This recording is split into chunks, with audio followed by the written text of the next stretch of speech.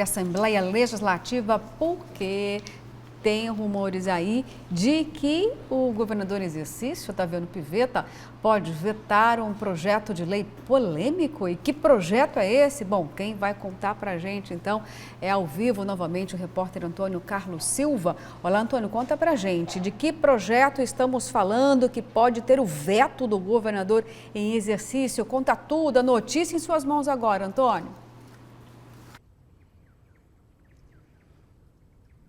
Pois não, Luciana, você acompanha a notícia de frente, a bancada. É o projeto de lei que foi aprovado pela Assembleia Legislativa que proíbe a exigência do passaporte da vacina contra a Covid-19. Essa proposta foi enviada para o Palácio Paiaguás nesta quarta-feira e ainda hoje o governador em exercício, Otaviano Pivetta, sem partido, deve se manifestar.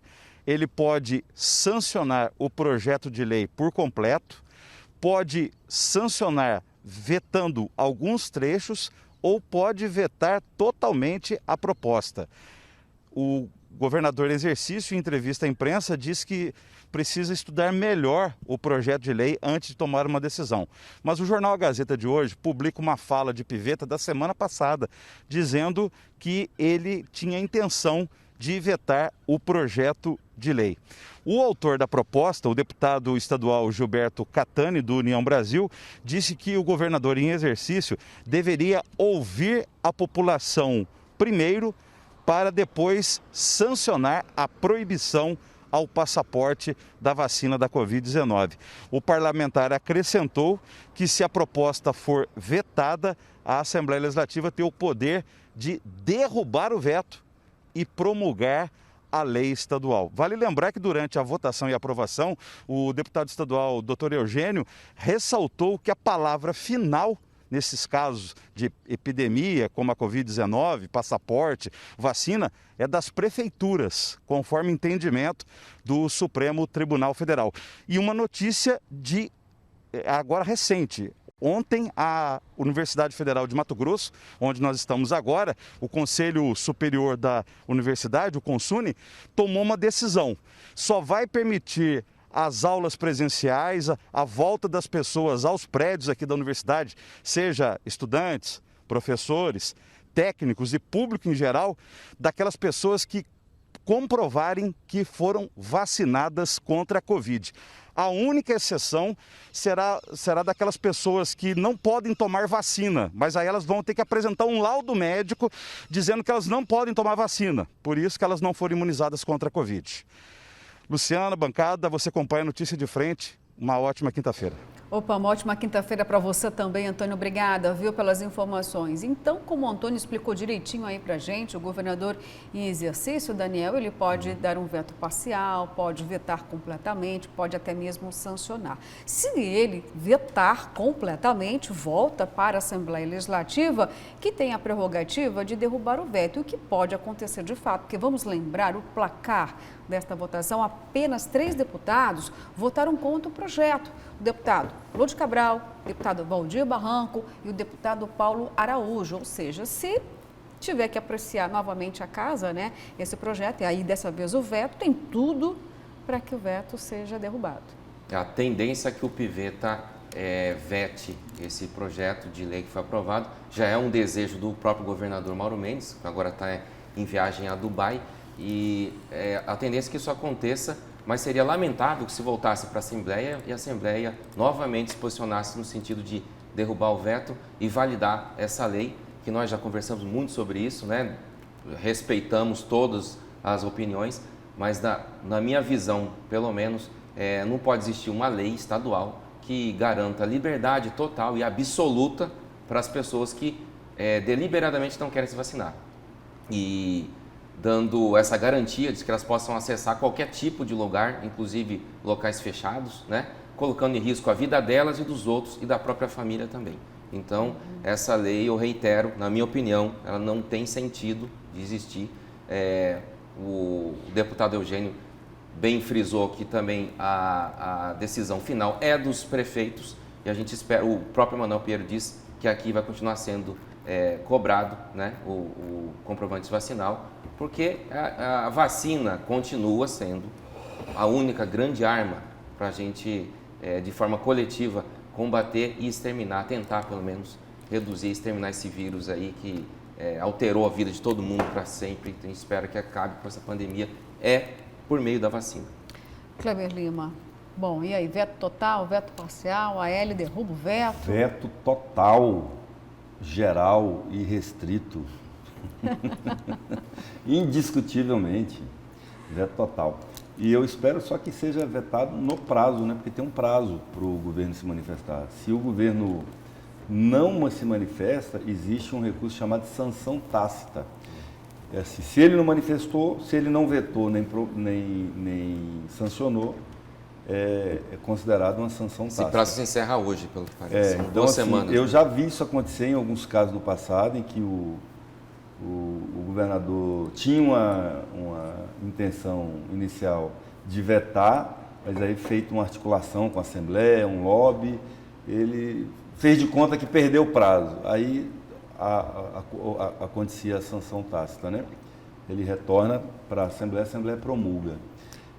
É o mesmo que dizer... Espero que não aconteça isso. Não é o perfil do Mauro Mendes, que já falou que é contra, que acha que essa lei é um erro, e também já não é o perfil do Otaviano Pivetta, que também já se manifestou na mesma linha, né? Bom, quando caduca, então, é mesmo que a gente pode entender quem cala consente, é isso? Só que neste caso não caduca, né? Não, o prazo. Só Exato, digo, né, quando prazo, perde o prazo, ela é o contrário, perdeu o prazo, ela... Não, caduca o direito dele poder ser manifestado, o executivo, né? Quando expira o prazo, isso. Aí fica a sanção tácita. Não, eu até acho que alguns parlamentares, eu vou citar aqui, o Wilson Santos, Allan Kardec, Carlos Avalone, que está sempre aqui conosco, desses, pelo menos, eu esperava uma atitude diferente.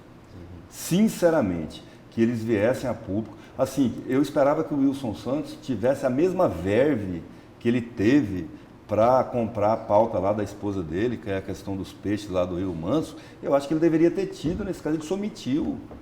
Eu acho que isso, assim, a omissão nesse tipo de caso é uma covardia sem explicação para um parlamentar com a história do Wilson Santos, né? Do Allan Kardec, corajoso, professor, já enfrentou tanto debate, tanto embate, por que se omite num caso como esse? Do Avalone também, tudo bem que o Avalone tem um perfil de conciliação, mas ele nunca foi omisso, ele é conciliador. Conciliação é diferente de omissão. Conciliação, não, peraí, como é que é isso aqui? Vamos entender, vamos tentar fazer uma composição, nem tanto ao céu, nem tanto ao mar, vamos chegar numa posição que agrade aos dois lados. Isso é conciliação.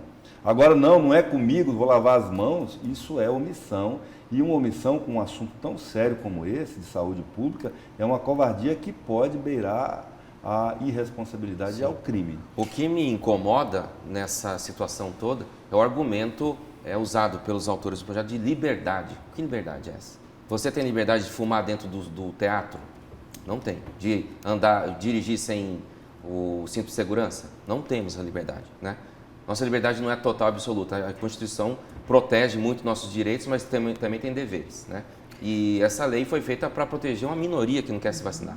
Então, Sim. realmente, eu não E entendo. onde esse tema chega, gente, vira polêmica. Quem está travando praticamente a mesma discussão, mas em patamares diferentes, está talvez em atraso, nesse momento, é até o estado do Paraná. Porque lá, por enquanto, está vigorando, mas os deputados também estão tentando proibir o passaporte, só que lá está rachado, viu?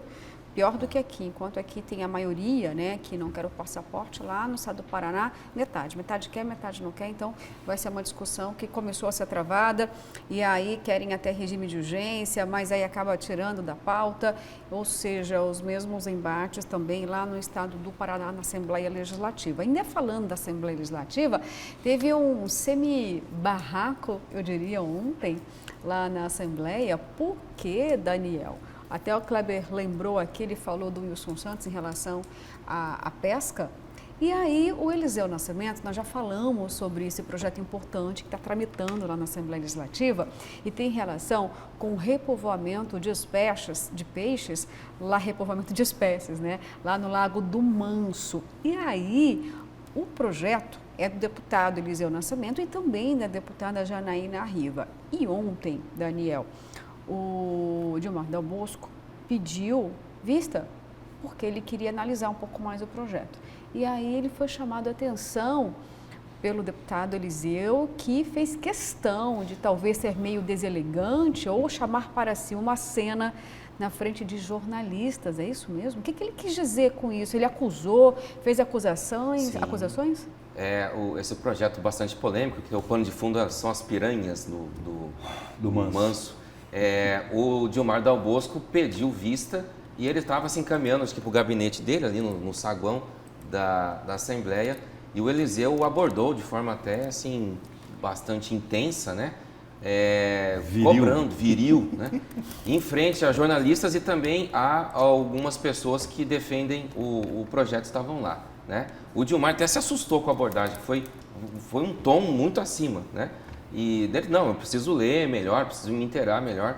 E ali no meio da discussão o Eliseu acusou o Gilmar de estar trabalhando pelos interesses da usina de Furnas, né? Que estaria envolvida diretamente nessa questão do repovoamento dos peixes, né? Há uma discussão de quem é a responsabilidade primordial sobre isso, né? Se o controle tem que ser feito pela SEMA, pelo FMT e depois passar para Furnas, né? Tem toda uma discussão em relação a isso, mas uma medida que é muito corriqueira na Assembleia, que é de você pedir vista para se inteirar melhor do projeto, causou toda essa cena aí feita pelo deputado Eliseu, que viralizou. E uma coisa também me chamou a atenção, a gente está falando aqui de pandemia, de comprovante vacinal, todos de máscara, menos o Eliseu ali nas áreas internas da Assembleia. Eu até tenho que saber se isso é permitido, a pessoa circular sem máscara ali dentro. Bom, muitos ali circulam sem máscara, tem tá? imagem? Só para poder... Tem imagem. Nós temos uma imagem aqui? Dessa saia justa, desse enquadrada. barraco. Mão na cabeça! Viu?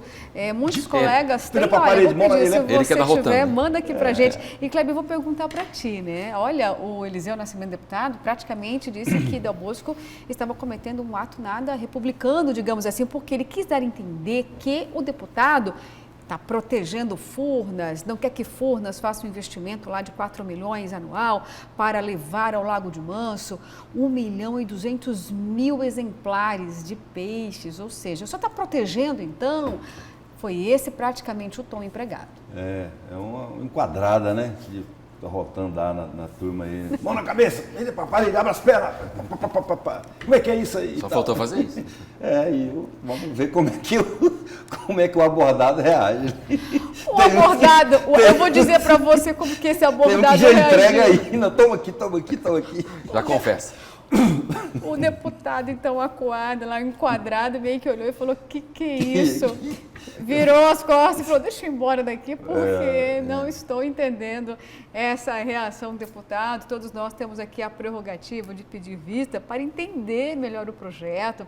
Talvez seja isso que aconteceu. Mas aí eu vou ter que fazer uma pergunta aqui para vocês dois. Olha só, se tem lá no contrato com Furnas que ela é obrigada a fazer o repovoamento, para que uma lei que obriga aquilo que já está estabelecido em contrato? Porque se uma lei passa a existir e não for fiscalizada, essa lei, para mim, gente, ela não existe. E se tem um contrato e ele não está sendo fiscalizado, ele também, olha, não tem obrigatoriedade nenhuma. Para que essa lei, então? Você já tem lá, não era um outro caminho muito mais curto, mais objetivo? Afinal de contas, cumpra-se o que está escrito. Não seria esse o debate principal? Se já está da cláusula do contrato que, se Furnas não obedecer, ela pode sofrer sanções, é isso que deveria ser, está acontecendo agora, né? Essa lei está causando bastante desgaste aí, tá?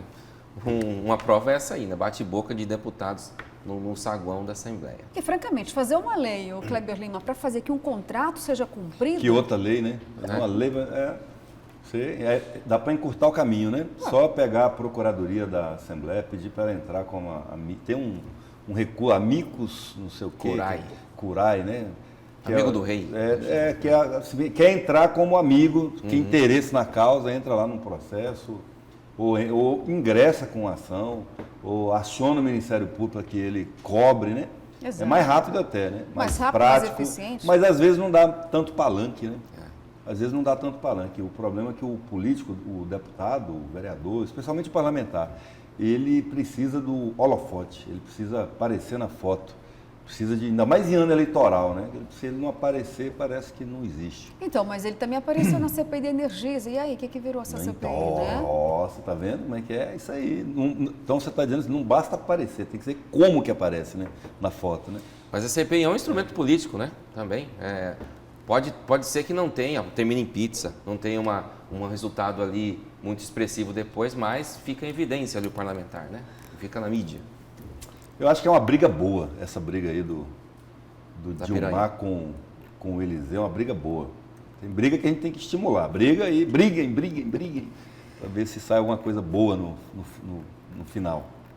Tá certo. Falar em Assembleia, eu quero destacar. Eu estive lá ontem, quase que eu testemunhei essa enquadrada aí. Eu fui lá prestigiar a posse do Suelme, deputado Suelme Fernandes. Suelme foi meu companheiro de movimento estudantil. Nós fomos juntos em 1990, 91, da diretoria da Associação Mato Grossense dos Estudantes Secundaristas, AME. Eu era o presidente e ele era um dos diretores. Inclusive aqui na TV tem provas de que eu fui presidente da AME, porque a IVUSH tem carteirinha de estudante. Atenção você que tem na faixa aí de 45 anos, você que era estudante de quinta série, da época do primeiro grau até o terceiro ano do segundo grau, se você tiver guardado uma carteirinha de estudante, escrito AME, que era com ela que a gente ia no cinema e comprava passe na época, né? Vai estar lá o nome do presidente, Kleber Lima. Kleber Lima, presidente. Chique, né? Meu Deus. E o Suelme foi da minha diretoria nesse período. Fiquei feliz de ir ontem lá prestigiar a posse dele. E qual foi o tom do discurso da muito posse? Muito bom, ele é um historiador, muito loquaz, né? Assim, tem uma boa capacidade retórica, né? Eloquência. Ele falou como historiador, lembrou de Dom Aquino Corrêa, trouxe um lema do brasão das armas de Mato Grosso, que é a virtude mais que o ouro, né? Como base do seu discurso. Falou como pochoroense. Eu não sabia, por exemplo, que o Biratã Spinelli era de Pochorel, para mim que ele era da Chapada. Vive sempre na Chapada. Ele mora na Chapada, né? Mas ele é de Pochorel e foi o último deputado estadual de Pochorel até ontem, quando o Suelme tomou posse lá. Falou como ex-secretário da Agricultura Familiar, fez um discurso bem contundente e que vai atuar em favor da agricultura familiar e deu um puxãozinho de orelha também no governador, né? Falou, o rei, nós não estamos na monarquia, aqui não tem rei, né, que manda sozinho, né? Vamos conversar. Estou aqui, sou parceiro, lembrou que foi secretário do Mauro, lembrou junto com o outro deputado que assumiu ontem lá, Oscar Bezerra, né? Sim. De quando eles foram os primeiros a falar numa candidatura de Mauro Mendes ao governo do estado, lá atrás, né? E hoje o Mauro é governador, já em final de mandato, então se colocou como aliado, mas também que vai cobrar. Muito bonita a posse, e se emocionou ver a mãe dele lá, a dona Lindaura, ele até falou assim, agradeceu a mãe e falou assim, Lindaura, o nome dela significa assim, uma linda aura. Até eu fiquei tocado, emocionado com a homenagem que ele fez à dona Lindaura e ao pai que estava lá também, garimpeiro de diamantes de Pochorel. E desejo assim, prosperidade para ele nesse curto período que ele vai ficar, mas que ele possa inscrever o seu nome lá na Assembleia de maneira digna, né? Isso, com certeza. E para que as pessoas possam entender, né? O historiador, então, o Suelme Evangelista, assumiu a vaga de quem? Doutor Eugênio? Qual o motivo, Daniel? Isso que nós estávamos conversando antes, aí além do Suelme, o Oscar Bezerra volta à Assembleia como deputado, ele já foi deputado na outra legislatura. Titular, né? Titular, não conseguiu se reeleger. Essa situação de suplentes assumindo vagas de titulares vai ser mais corriqueira esse ano também, que é o ano eleitoral. Os grupos políticos ali vão começar a dar mais espaço para os suplentes que têm essa pretensão de ser candidatos a algum cargo proporcional, né? Então, além do Suelme, do Oscar Bezerra, é esperado que outros suplentes... Doutor Sérgio assumiu, né? Doutor Sérgio, vai ser por 120 dias do Suelme, né? Não, a licença do doutor Eugênio é por 121 dias, que é o prazo mínimo em que o deputado pode pedir licença para permitir que o suplente assuma. Mas ele pode retornar antes.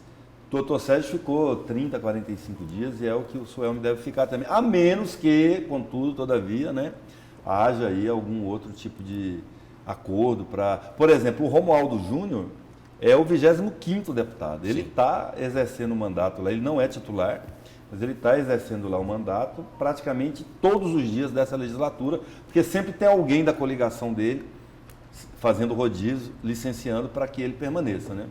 Só complementando, o Oscar Bezerra entrou na vaga do titular Faisal Khalil ontem. Tá certo, obrigada, senhores. Olha, o tempo avança, temos muitas notícias ainda. Vou para um breve intervalo, voltamos já já e ficamos com imagens da Avenida Historiador Rubens de Mendonça. Olha aí o trânsito pesado e o clima parece que está fechado, hein, gente? Voltamos já já.